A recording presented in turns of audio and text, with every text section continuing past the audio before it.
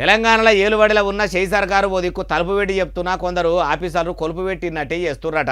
రాను రాను రాజుగుర్రం గాడిది కాదు కంచరిగాడిది అయింది అన్నట్టు కాంగ్రెస్ ప్రభుత్వంలో పనిచేసే ఆఫీసర్లు కొందరు లంచాలకు మరిగిర్రట.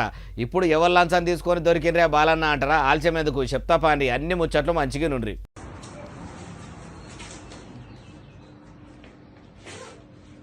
అగో నోట్లో ఏలు పెడితే కూడా ఏం చేయాలనో తెలియనంత ఎడ్డి ముఖం పెట్టుకొని కూర్చున్న ఈయన గారి పేరు రమణారెడ్డి.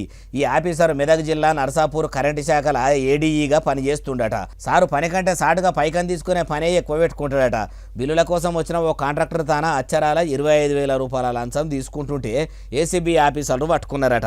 మరి ఒక గుత్తేదారు దగ్గరనే 25,000 రూపాయల లంచం తీసుకుంటే ఎన్ని దినాల సంది ఇంకెంతమంది తాన పైకం తీసుకున్నాడో. అయ్యా ఏసీబీ అధికారులారా, మొన్న కదా హైదరాబాద్ పట్టణంలో నీళ్ల శాఖల కదా అవినీతి చేసిన ఆఫీసర్ ఇంటికి పోయినట్టే రమణారెడ్డి ఇంటికాడికి కూడా పోయి ఓ పారి ఆస్తుల ముచ్చడం ముంగట చేసుకోండి.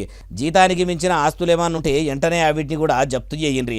అప్పుడన్నా ఇంత సిగ్గు వచ్చి మళ్ళీ తేప ఇసొంటి పని చేసుడు ఏమో గాని రమణారెడ్డిని చూసి తతిమ ఆఫీసర్లన్న లంచాలు అడుగుడు బంధు పెడతారేమో.